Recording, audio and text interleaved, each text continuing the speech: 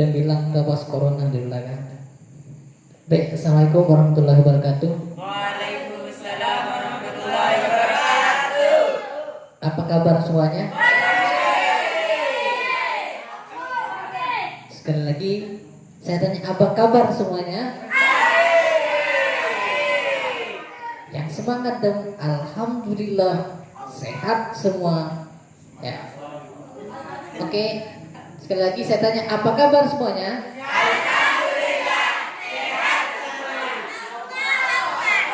Oke, tambah lagi. Yes, yes, yes ya. Oke, saya ulangi, apa kabar semuanya?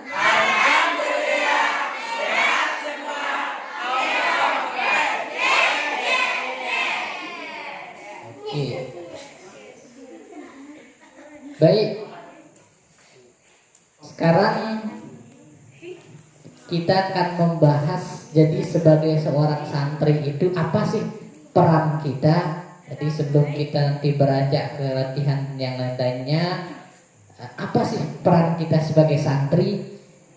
Apakah kita hanya untuk belajar saja, atau hanya sekedar nampang saja di pesantren, atau hanya sekedar mencari sesuatu yang tidak kita inginkan di pesantren? Lu apa sih sebenarnya peran kita di pesantren sebagai seorang santri?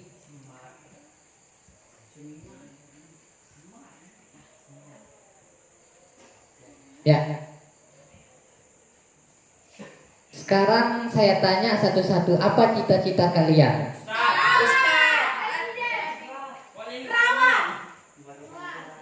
Ada yang berani angkat tangan? Ya. Zul, cita-cita apa Zul? Presiden, bagus. Yang perempuan? Ya, Handayani? Presiden, mantap. Ya, tepuk tangan ya. Santri pun harus bisa jadi presiden.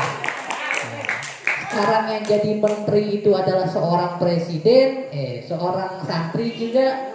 Banyak juga yang jadi bupati, banyak juga yang dari kalangan santri yang jadi gubernur juga.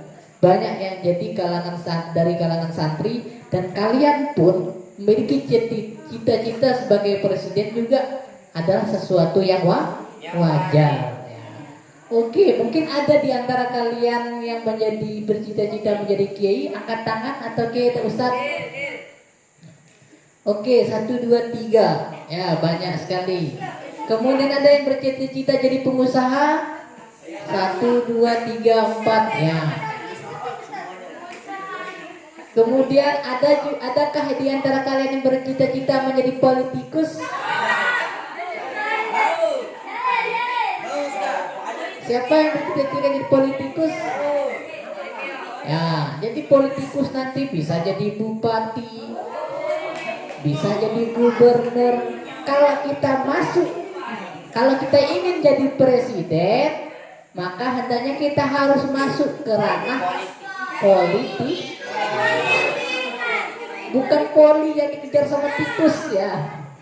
Nah, jadi seorang politikus, jadi politik itu nama pekerjaannya. Jadi politikus nama orang yang bekerja di dalam politik ya. Jadi mungkin di antara kalian bercita-cita menjadi seorang kiai, bagus.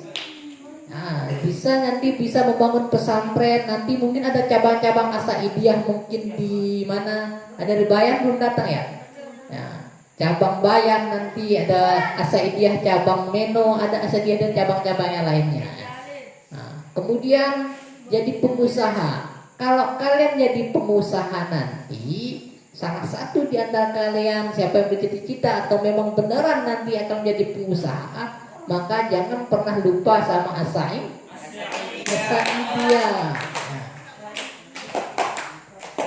Siapa sahabat Nabi yang jadi pengusaha? Orang yang kaya.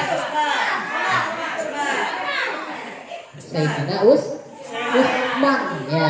Makanya kalau misalnya kalian ingin mendirikan pesantren nanti, harus ada kiainya, harus ada ustadznya. Jadi untuk biar berjalan biar berjalan operasional pesantren itu harus ada pengusaha, ada usmannya. Makanya di pesantren itu Abu Bakar itu harus ada, Umar itu harus ada, Utsman itu ada, Ali pun harus ada di pesantren itu. Abu Bakar itu orang yang sangat dituakan, yang sangat dihormati, dan orang yang sangat disegani itu harus ada di pesantren itu.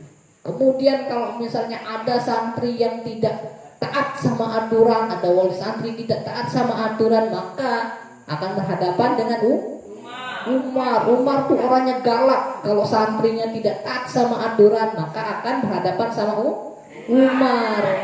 Kemudian pesantren itu membutuhkan uang namanya operasional, finansial. Jadi yang memenuhi itu adalah ada namanya karakter yang yaitu Sayyidina Utsman. Itu orang kaya raya Sayyidina Utsman itu. Jadi kalau kita nggak punya kekayaan, itu nggak punya uang, jadi operasional pesantren itu nggak bisa berjalan. Maka perlu Utsman itu harus tumbuh di kalangan pesantren. Kalau Sayyidina Utsman itu tumbuh di kalangan pesantren, maka pesantren itu akan berkembang nantinya.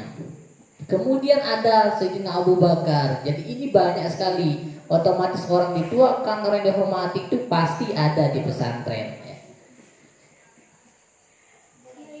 Ya, santri itu apa sih? Nah, santri itu apakah dia pengen jadi seorang kiai? Bolehkah? Bolehkah dia jadi seorang ilmuwan? Bolehkah dia menjadi seorang dokter? Bolehkah dia menjadi seorang wirausahawan? Jadi santri itu mau dia menjadi seorang kiai itu boleh. Bisa dia menjadi seorang kiai, mau dia menjadi seorang dokter pun boleh, mau menjadi ilmuwan pun boleh, mau jadi wirausaha pun boleh. Jadi tidak ada yang menghalangi namanya santri itu. Boleh dia bercita-cita menjadi seorang kiai, itu sah-sah saja. Tentunya dia harus memiliki ilmu agama yang mumpuni. Kemudian dia bercita-cita sebagai ilmuwan. Nah, sah-sah saja. Dia harus juga menguasai namanya ilmu sains. Kemudian jika dia bercita-cita menjadi dokter, sah-sah saja. Nanti setelah selesai dari pesantren, ambil ilmu jurusan kedokteran. Kemudian kalau misalnya ingin menjadi wirausahawan, sah-sah saja. Nanti setelah selesai di pondok pesantren, buka usaha apa saja. Kalau misalnya kalian sukses, jangan lupa sama pondok pesantren. Siapa sih santri itu? Jadi santri itu yang pertama harus mampu menjadi kiai. Jadi kalau misal disuruh jadi kiai, jadi imam, harus bisa. Jangan nanti ketika misalnya ada hajatan atau ada zikiran disuruh baca doa sila, nanti gak bisa. Ya, sila kesurut nanti ke belakang, tiba-tiba di belakang tiba-tiba dibuka suruh ke belakang, tiba-tiba jatuh nanti. Sila EP, yang satunya sila EP. Karena nggak bisa, jadi harus mampu menjadi kiai. Jadi santri itu yang kedua mampu jadi dokter. Nah, kenapa santri itu harus jadi dokter? Kalau ada teman-temannya sakit, maka santri itu adalah yang merawat teman-temannya yang sakit. Maka dia harus mampu menjadi seorang dokter. Kemudian santri itu menjadi pengusaha. Jadi santri itu harus mampu juga menjadi seorang pengusaha. Kenapa? Nah, supaya roda perekonomian di pesantren itu bisa berjalan, operasional pesantren bisa berjalan, santri itu juga harus mampu untuk diajarkan menjadi seorang pengusaha. Misalnya nanti ketika misalnya pesantren kita misalnya besar nanti, nah misalnya butuh kantin yang besar, nanti yang jualan itu santri. Ada santri yang jaga tukang jualan gorengan, ada santri yang tukang tunggu laundry, kemudian ada santri yang tukang tunggu fotokopi nanti, ada nanti santri yang jual baju nanti dan lain sebagainya. Maka santri itu harus menjadi pengusaha. Kemudian mampu menjadi ilmuwan. Nah, santri itu harus mampu juga menjadi ilmuwan. Jadi kalau menjadi ilmuwan itu harus memiliki kemampuan atau menguasai namanya ilmu-ilmu sains. Nah, tidak mesti sains. Contohnya, misalnya kalian sekarang bisa belajar dari hal terkecil. Nah, belajar dari hal terkecil. Contohnya, misalnya kalian kenal nggak siapa yang menemukan bola lampu? Ada yang pernah dengar siapa yang menemukan bola lampu? Angkat tangan. Nah, siapa? Hasyim Asy'ari. Jadi kalian juga harus tahu yang menjadikan bola lampu adalah Thomas Alva Edison. Ya, jadi Thomas Alva Edison itu waktu dia melakukan uji coba itu sampai 9.999 kali dia melakukan uji coba sampai tetap gagal. Jadi sampai pabriknya itu terbakar ya. Nah, mau coba buat lampu seperti ini hancur meledak. Buat lampu seperti ini gak jadi meledak sampai 9.999 kali. Masalah itu dia sampai buat akhirnya dia pabriknya itu tempat dia beruji coba itu labnya itu meledak dia. Terbakar semuanya. Akhirnya namun itu tidak memutuskan semangatnya untuk terus mencoba dan mencoba. Begitu juga kalian, jangan misalnya kalian buat kue nanti tiba-tiba pertama gosong. Misalnya, malas saya buat kue ini. Nah, berarti tidak ada mental pengusaha dalam diri kalian. Misalnya yang kedua, rasanya tidak enak, kurang asin lah. Wah, sekarang ini kurang asin, ini malas juga buat kue. Jadi mental pengusaha itu harus tidak ada bagi kalian. Ya. Contohnya misalnya yang kedua, misalnya kalau misalnya yang pernah kalian coba pakai motor itu Honda itu nama orang itu. Dia yang membuat namanya sepeda mesin Honda. Itu pun dia melakukan percobaan itu sampai ditolak oleh pabrik-pabrik mesin di Jepang itu. Tapi dia tidak pernah putus asa. Akhirnya dicoba, akhirnya sampai sekarang itu kalau misalnya ditanya apa yang kamu pakai, kalian tidak pernah memakai namanya bilang kalau misalnya kamu pakai apa kesini, pakai Honda. Padahal walaupun merek yang kamu pakai adalah Yamaha, tapi tetap kalian bilang adalah yang kalian pakai adalah Honda. Ya, nah itulah namanya karena memang kegigihan orang itu bisa membuat dia menjadi sukses. Kemudian satunya lagi misalnya McD, yang punya McD juga. Dia sampai ditolak beberapa kali di perusahaan-perusahaan makanan. Nah, akhirnya karena kegigihannya juga akhirnya diterima. Ada KFC sekarang juga. Kemudian ada yang lain-lainnya juga. Karena adalah berkat perjuangan mereka sehingga mereka sekarang menjadi orang yang sukses. Sekarang di mana-mana mungkin McD itu kalian ke Mataram pasti banyak McD, ada KFC. Kalian mau kemanapun sekarang pasti ada. Kemudian santri itu harus mampu menjadi guru. Nah ini harus. Jadi santri itu misalnya harus mampu menjadi seorang guru. Kemudian mampu menjadi seorang politikus. Mau jadi politikus pun juga harus mampu. Nah itulah kenapa santri-santri yang ada di pondok pesantren itu harus mampu menjadi seorang kiai, mampu menjadi seorang dokter, mampu menjadi seorang pengusaha, mampu menjadi ilmuwan, mampu menjadi seorang guru, karena kalian itu dididik untuk menjadi seorang pemimpin. Karena yang namanya pemimpin itu kalau misalnya disuruh menjadi kiai, kalau pemimpinnya Islam itu harus mampu menjadi seorang kiai. Ketika dia ditempatkan harus menjadi mengobati orang sakit, dia harus paling tidak menguasai namanya ilmu kedokteran, paling tidak ya. P3K, pertolongan pertama ya. Kemudian harus mampu menjadi seorang pengusaha, mampu menjadi seorang ilmuwan, mampu menjadi seorang guru. Jadi karakter pemimpin itu harus dia punya. Jadi seorang santri itu harus memiliki namanya karakter seorang pemimpin. Nah, jadi santri itu tetap keren meskipun sarungan ya. Jadi santri itu walaupun dia kemanapun harus mesti pakai sarung. Kemudian tetap anggun meskipun kerudungan. Jadi santri itu walaupun dia pakai kerudung di luar seadanya, dia akan tetap kelihatan anggun. Ini adalah merupakan, ini namanya sebuah karakter ya, atau ciri khas. Ciri khas seorang santri itu adalah pakai sarung. Kemudian ciri khas yang perempuan itu adalah menggunakan kerudung. Ini yang membedakan kalian dengan pelajar-pelajar yang lain. Kemudian apa sih peran santri di pesantren? Itu pesantren bukanlah seperti sekolah umum biasa yang segala kebutuhan siswa dan gurunya ditanggung oleh pemerintah dan pelajarannya sesuai dengan kurikulum dari pemerintah. Jadi pesantren itu bukan merupakan tidak sama dengan sekolah-sekolah umum kayak SMP, SMA yang semua kebutuhannya itu ditanggung sama pemerintah. Tetapi pesantren itu diajarkan untuk mandiri. Jadi di pesantren itu benar-benar diajarkan untuk mandiri. Makanya di pesantren itu ialah pendidikan mandiri, tidak hanya melatih dan mengajarkan ilmu teori, akan tetapi mendidik akhlak dan jiwa supaya lebih bisa mandiri dalam mempersiapkan kehidupan di masa yang akan datang, sehingga para alumninya selalu siap dalam menghadapi segala tantangan dalam hidupnya.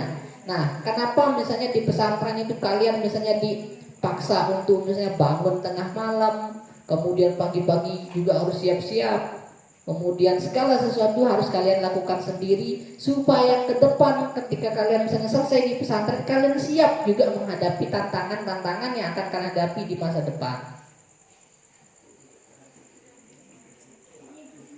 Jadi peran jadi seorang santri adalah yang pertama itu menjadi tolak ukur keberlangsungan pesantren. Nah, jadi seorang santri itu dijadikan sebagai tolak ukur jadi keberlangsungan pesantren. Kalau misalnya ingin melihat pesantren itu sukses, nanti lihat santrinya. Nah, kalau misalnya alumni sekarang angkatan kalian misalnya ini santri-santri yang baik, maka kalian ini adalah merupakan tolak ukur nanti ke depan yang akan memimpin pesantren. Jadi kenapa santri itu dituntut untuk yang pertama aktif dalam pengembangan pesantren. Jadi santri itu harus aktif dalam pengembangan pesantren. Apa yang dikerjakan oleh pesantren, mau sekarang ini kita lagi dalam masa pembangunan misalnya buat dapur, jadi santri juga harus ikut aktif. Misalnya menjaga gerbang juga harus ikut aktif. Apapun kegiatan-kegiatan yang dilakukan oleh pesantren juga harus ikut aktif. Kemudian menjadi regenerasi baru dalam sistem pendidikan pesantren. Maksudnya regenerasi itu adalah kalian tuh menjadi seorang alumni yang kedepannya adalah merupakan ciri khas pesantren itu sendiri. Kemudian sebagai sumber marketing atau jual pesantren. Kemudian baik buruknya pesantren itu tergantung dari kalian sendiri nanti. Kalau misalnya kalian keluar dari pesantren itu menularkan ilmu yang baik, maka nama pesantren ini akan menjadi baik. Tapi kalau misalnya kalian keluar dari pesantren ini, kemudian menularkan ilmu-ilmu yang buruk, maka nama pesantren ini adalah akan menjadi buruk. Maka ini adalah disebut sebagai daya jual pesantren. Misalnya kita di sini itu menganut sistem Dalqura Darulugah wal Kutubut Turas, yaitu tugas kita bahasa dan kitab kuning. Tetapi kalau misalnya kalian tidak bisa bahasa, tidak mampu setelah kalian keluar dari pesantren tidak mampu menguasai bahasa dan kitab kuning, maka daya jual pesantren ini akan turun. Makanya kalian harus menguasai namanya bahasa dan kitab kuning. Nah, tantangan hidup santri itu yang pertama kadang-kadang malas. Ya. Jadi kadang-kadang malasnya santri itu yang menyebabkan dia kurang mendapatkan ilmu. Jadi kadang-kadang santri itu malas, disuruh ngapa-ngapain belajar ini malas. Kemudian disuruh misalnya buat tugas malas, disuruh bangun juga tengah malam malas. Makanya itu membuat dia kurang ilmu, nggak mau tanya, nggak suka tanya kepada ustadznya. Kalau misalnya nggak bisa ini, nggak mau bertanya dia. Jadi makanya kurang ilmu. Kemudian sifatnya itu adalah manja. Nah, kalau misalnya ada santri yang manja itu, makanya dia biasanya gengsi dalam bekerja.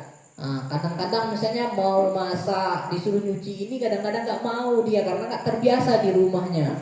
Mungkin hanya sekedar main HP, atau mungkin kalau misalnya di rumah yang sering hanya bisa make upan. Mungkinnya di sini kalau misalnya disuruh kerja jadi gengsi dia, nggak mau. Nah ini sifatnya santri. Kemudian kuper. Apa kuper, ada yang tahu? Kurang percaya. Kurang pergaulan ya. Jadi kalau misalnya santri yang kurang pergaulan itu jadi relasinya kurang. Misalnya ini kurang bergaul sama ini, jadi ke depan itu apa sih keuntungannya kita harus banyak bergaul itu? Jadi sama siapapun nanti ke depannya itu karena harus banyak bergaul.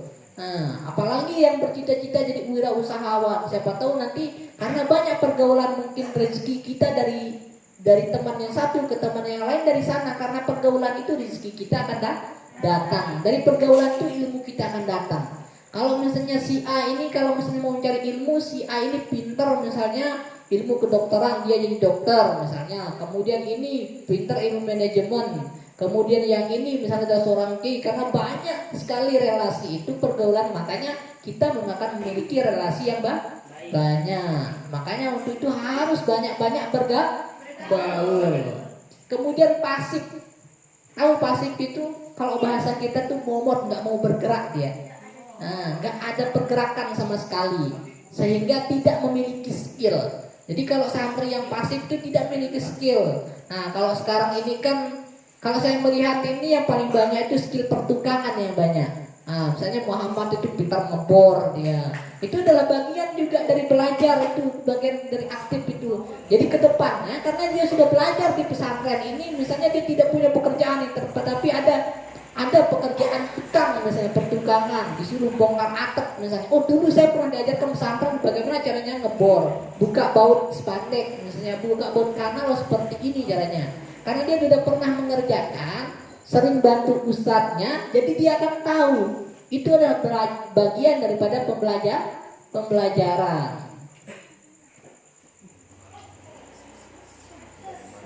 Oke, jadi sukses sejati itu berpijak pada roadmap kehidupan sejati. Nah, kita harus berpikir sekarang, dari mana sih kita berasal? Kita ini asalnya dari mana?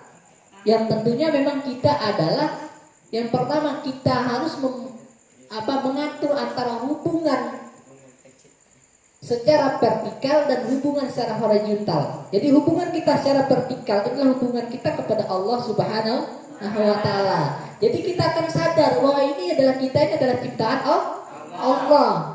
Jadi harus menyembah atau berbakti kepada Allah. Ya, karena kita adalah diciptakan oleh Allah, kita harus taat dan patuh kepada perintah Allah. Kemudian apa perintah Allah itu harus kita laksanakan, dan apa larangan tidak boleh kita laksanakan. Kemudian yang kedua itu selain hubungan kepada Allah, kita juga memiliki hubungan secara horizontal atau hubungan sama manusia. Misalnya contohnya si Ulfa punya hubungan pertemanan ini sama si Nur, kemudian sama yang ini. Jadi harus menjaga hubungan itu. Nah, karena kalau kita misalnya baik kita kepada Allah tetapi jelek hubungan kita kepada sama manusia, maka bisa tertahan kita nanti di pintu surga. Nah, jadi nggak boleh itu. Walaupun kita taat kepada Allah, selalu bersolatnya rajin, sedekahnya rajin, zakatnya rajin, tetapi tidak baik hubungan kita kepada tetangga, kepada teman-teman, maka bisa tertahan kita di pintu surga. Itu juga menyebabkan kita bisa masuk neraka. Maka sebagai manusia yang diciptakan oleh Allah, maka kita harus baik hubungan kita kepada Allah, dan baik pula hubungan kita sesama manusia. Kemudian untuk apa aku hidup? Nah, untuk apa sih kita hidup ini? Jadi kalau misalnya kita mengacu kepada firman Allah, ma khalaqtul jinni wal insa illa liya'budun. Jadi tidak aku jadikan jin dan manusia itu kecuali untuk beribadah kepadaku. Maksudnya beribadah dalam arti luas itu tidak hanya kita sholat, tidak hanya misalnya kita zikir. Jadi dalam arti luasnya yang namanya ibadah itu banyak. Nah, kita berbuat baik kepada teman, membantu saudara, juga membantu tetangga, itu juga termasuk ibadah. Nah, kemudian akan kemana kita setelah mati? Nah, itu juga harus kita pikirkan. Jadi itu ada hubungannya, ada hubungan hari kebangkitan, kemudian ada hubungan kita, hubungan hisab nanti. Ketika kita sudah mati, maka amal-amal kita itu akan dihisab nanti. Maka itulah fungsinya kenapa kita harus baik kepada Allah dan kenapa kita harus baik kepada manusia. Jadi nanti itu amal-amal kita itu akan dihisab setelah mati.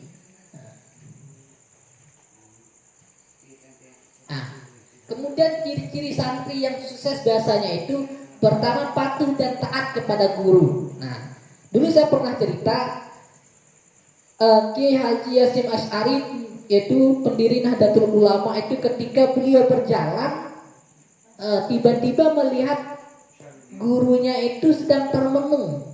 Ya. Wahai guru, kenapa engkau termenung? Itu katanya.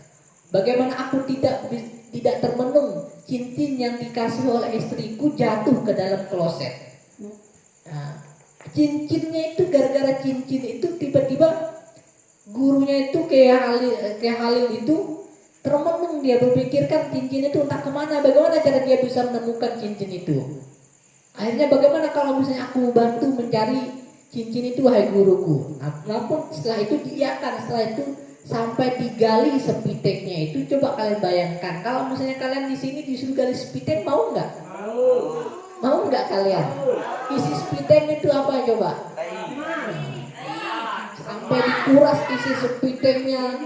Nah, kemudian setelah dikuras isi sepiteknya dibersihkan. Coba kalian bayangkan sampai semua tubuh-tubuh Kiai Hasyim Asy'ari itu kena sama apa?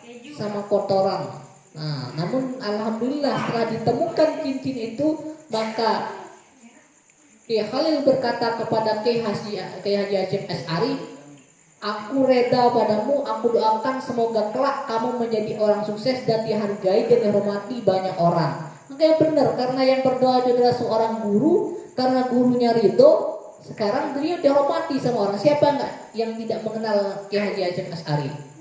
Semua orang mengenal Kiai Haji Hasyim Asy'ari, tidak hanya di Indonesia saja, bahkan di pelosok dunia juga. Kemudian rajin sholat malam. Nah, ada yang rajin sholat malam di sini?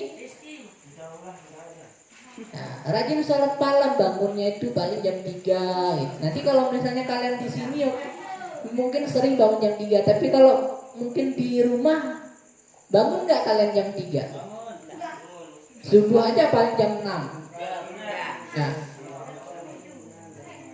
kemudian rajin puasa, ya, harus rajin puasa. Kemudian tekun dan penuh semangat. Nah, jadi ciri-ciri orang santri yang sukses ini dia akan tekun dan penuh semangat.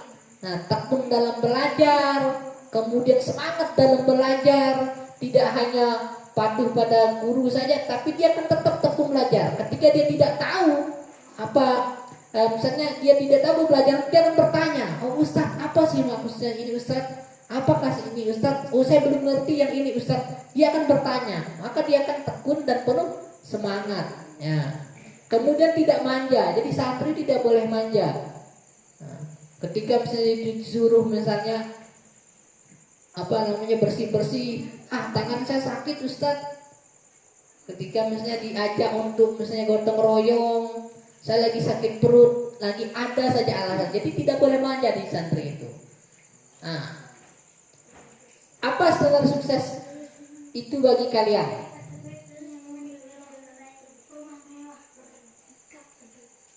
Ada yang misalnya standar sukses itu bagi kalian itu apa sih? Apakah punya mobil mewah? Punya rumah mewah? Ataukah lulus dengan predikat yang terbaik?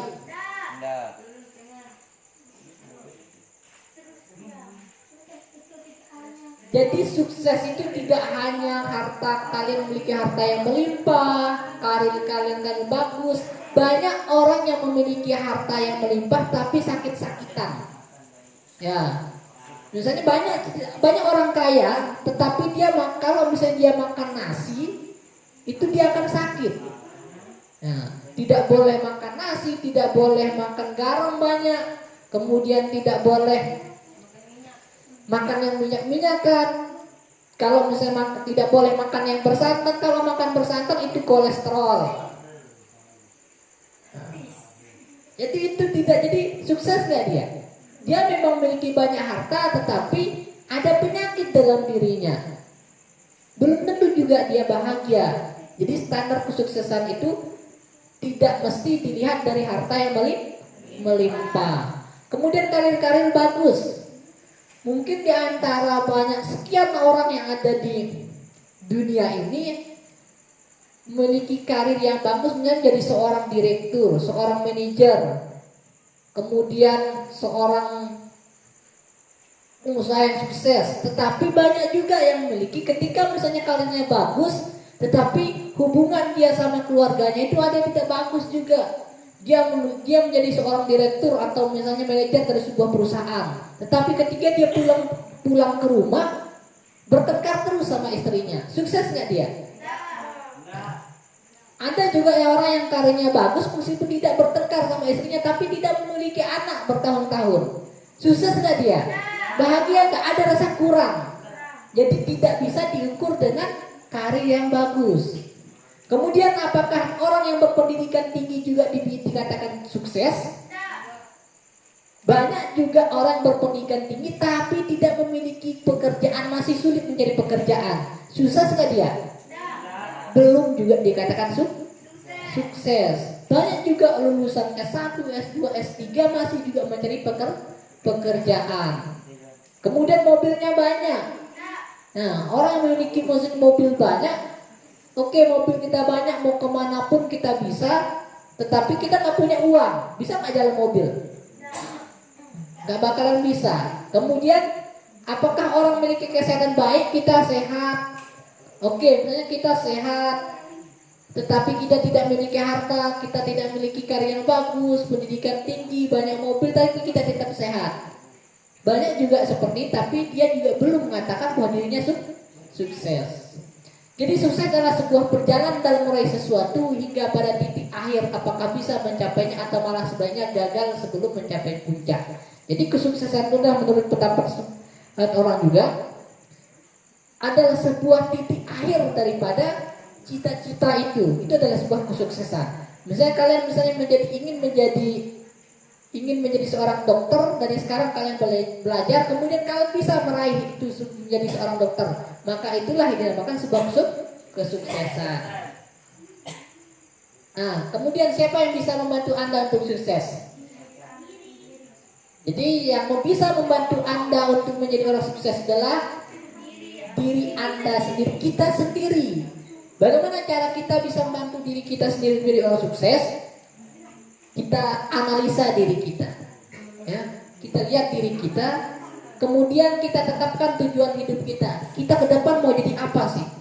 Kalau misalnya ke depan itu tadi siapa yang mau jadi presiden, maka persiapkan dari sekarang. Saya kalau jadi presiden itu apa yang saya siapkan? Saya harus banyak pengalaman, kemudian bisa bahasa asing, kemudian karir politik saya bagus. Belajar ilmu politik sekarang. Nah, kemudian belajar ilmu manajemen. Bagaimana cara kita menata negara itu seperti apa? Supaya negara itu bisa makmur. Menata perekonomian negara itu seperti apa? Supaya negara itu bisa makmur. Jadi belajar harus dari sekarang. Kemudian hubungan kemanusiaan. Jadi hubungan kita antar sama manusia itu harus bagus kalau kita ingin menjadi orang yang sukses. Jangan sampai kalau misalnya hubungan kemanusiaan kita tidak bagus, maka kita akan sulit untuk menjadi orang sukses. Karena kita akan meraih sukses itu tidak bisa dengan diri kita sendiri. Karena kita harus meraih sukses itu harus membutuhkan bantuan orang lain. Kemudian lingkungan tempat kita tinggal, kerja. Jadi ini adalah faktor juga. Kalau kita ingin sukses, kita harus memperhatikan juga lingkungan tempat kita kerja atau lingkungan tempat kita tinggal. Ya. Nah, tadi saya pernah sebut juga Thomas Alva Edison. Nah, sekarang coba kalian lihat, ini adalah Sylvester Stallone. Kalian pernah tahu Sylvester Stallone? Pernah lihat Sylvester Stallone? Jadi Sylvester Stallone ini dialah Kalau mau pernah nonton Rambo nggak? Pernah nonton Rambo nggak? Itu adalah pemerannya itu namanya Sylvester Stallone. Jadi dia memasarkan Rocky, film Rocky itu. Ya, film Rocky yang film 1855 kali. Ya. Ya, itu dia memasarkan supaya diterima oleh produksi film itu 1855 kali dia memasarkan. Oh, saya punya film ini judulnya Rocky. Jadi begini kisahnya. Jadi seperti itu. Ketika misalnya ditawarkan ke produser yang satu, ke sutradara yang produser yang lain, ditolak. Oh, filmmu nggak bagus, hanya ditolak. Besoknya lagi diperbaiki lagi, ditawarkan lagi sampai 1855 kali. Kalian pernah menawarkan sesuatu nggak sama ustadz kalian?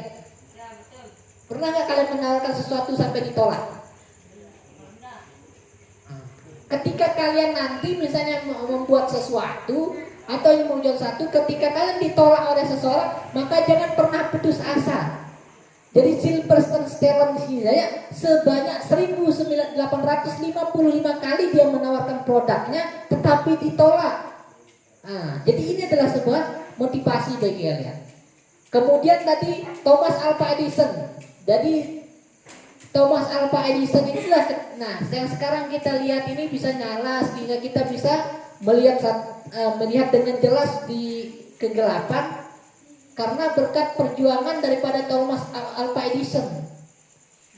Dia ketika dia sebelum buat lampu itu sampai 9.999 kali dia ditolak. Itu gagal. Kalian berapa kali gagal? Satu kali. Baru satu kali gagal sudah mengalah. Bagaimana kalau 9.999 kali? Masih nggak kalian mau berbuat? Masih nggak kalian mencoba? Masih. Makanya itu sebagai motivasi bagi kalian.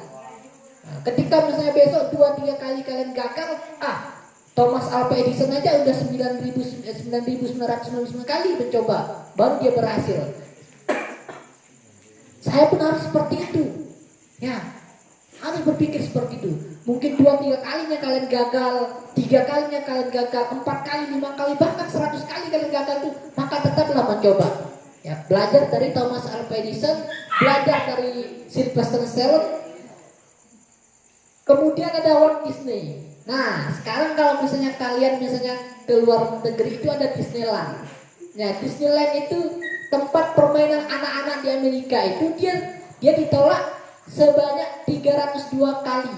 Jadi dia mau bangun ini. Nah, kemudian saya ini mau bangun ini tempat bermain anak-anak dan bermain anak-anak. Dia ajukan ke bank.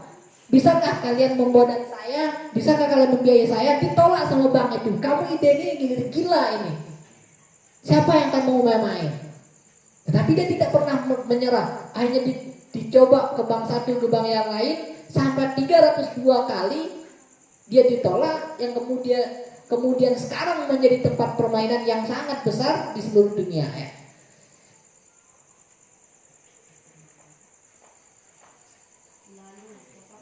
Nah, lalu siapakah kita? Apakah kita adalah seorang presiden? Apakah kita adalah seorang pengusaha? Apakah kita adalah seorang anggota dewan? Ya. Apakah kita adalah seorang bupati? Ya. Apakah kita adalah seorang gubernur? Kita saat ini adalah bukan siapa-siapa. Ya. Kita ini adalah masih status bukan siapa-siapa, hanya kalian adalah sekedar santri. Jadi kenapa kita tidak mau berjuang? Kenapa sih kita malas dalam belajar? Lalu kenapa kita tidak memiliki impian yang jelas? Tadi katanya mau jadi presiden, tetapi langkah-langkah untuk menjadi presiden tidak pernah disiapkan dari sekarang. Jadi harus memiliki mimpi, impian yang jelas. Mimpi kita harus jelas. Saya pengen jadi presiden, oke. Baik, sekarang tanggal berapa? 3. Tanggal 3 April tahun 2020, catat di buku kalian. Saya pada tanggal 3 April 2020 di Pondok Pesantren As-Saidiyah jam sekian, pukul sekian, lewat sekian, bercita-cita ingin menjadi presiden. Nah, Kalian buka nanti setelah berapa tahun ke depan. Misalnya ada yang bisa bercita-cita jadi kiai, ada yang bercita-cita jadi seorang bupati, pengusaha. Buka nanti, sekarang kalian catat. Itu akan kalian ketika misalnya bangun tidur lihat ya, oh cita-cita saya bercita-cita ke depan ini saya harus jadi seorang bupati, saya harus menjadi seorang presiden, saya harus menjadi seorang pengusaha. Jadi saya harus persiapkan dari sekarang. Kalau menjadi seorang pengusaha, ilmu-ilmu manajemen harus dikuasai. Jadi seperti itu. Kita hanya senang menjadi penonton saja, tapi malas menjadi pemain. Nah, misalnya kita lihat orang main bola, kita yang banyak komentar yang nonton ini. Wah, kamu kalau nggak tendang ke sana itu salah. Kamu kenapa nggak oper ke sana? Seharusnya kamu oper ke sana. Kalau kamu oper ke sana pasti ditendang masuk. Padahal kalau disuruh dia main nggak bakalan bisa. Nah, kita ini lebih senang jadi penonton banyak komentar. Nah, tapi kalau disuruh main kita nggak bisa apa-apa. Misalnya kita lihat misalnya orang pengusaha, seorang pengusaha yang bangkrut misalnya. Coba kamu dengerin kata-kata saya. Jangan pernah usaha ini, kamu harus usaha ini. Kalau kamu dengar usaha kata-kata saya, kamu usaha minyak dulu pasti kamu akan berhasil. Lihat itu situ, misalnya lihat itu. Siapa nama pengusaha si Potak Raja Minyak dari Medan? Nah, lihat itu dia sekarang jadi seorang sukses gara-gara dia usaha minyak. Tapi kalau misalnya kenapa kamu harus jualan kue? Coba kamu lihat itu dia bisa kerja di kantoran. Kamu hanya jual kue terus mana mungkin kamu akan berhasil. Kita ini lebih senang jadi penonton. Ketika orang tidak berhasil baru belajar, itu kita kata-katain, kita patahkan semangat mereka. Tetapi kita ketika kita berada di posisi mereka, kita tidak bisa apa-apa. Maka jangan sampai seperti itu. Nah, kita tidak malas untuk belajar, tidak memiliki impian, kemudian sedang menjadi penonton, malas menjadi pemain. Karya terlalu besar, kita tidak memiliki karya apa-apa. Padahal kita tidak memiliki karya apa-apa. Jadi hanya sekedar banyak omong saja. Jadi tong kosong nyari bunyinya. Nah, jadi yang pertama kita melihat dulu dari bawah ya. Tingkatkan motivasi diri, kemudian fokus pada tujuan, barulah kalian menggapai impian. Jadi kalau kalian ingin menggapai impian kalian, pertama tingkatkan motivasi diri kalian. Ya, semangati diri kalian. Oh, sekarang ke depan itu saya pengen jadi seorang pengusaha, direktur misalnya. Saya pengen menjadi seorang direktur. Nah, sebuah perusahaan. Jadi sekarang itu saya harus belajar. Nah, kalian harus semangati diri kalian. Saya nggak boleh lemah. Kemudian fokus pada tujuan. Jadi fokus kalian sama tujuan kalian. Jadi kalau untuk menggapai impian itu kalian harus motivasi diri kalian, fokus pada tujuan kalian, baru kalian bisa meraih impian. Oke, sekian dan sampai jumpa. Inilah materi kita bagaimana peran seorang santri dalam meraih kesuksesan.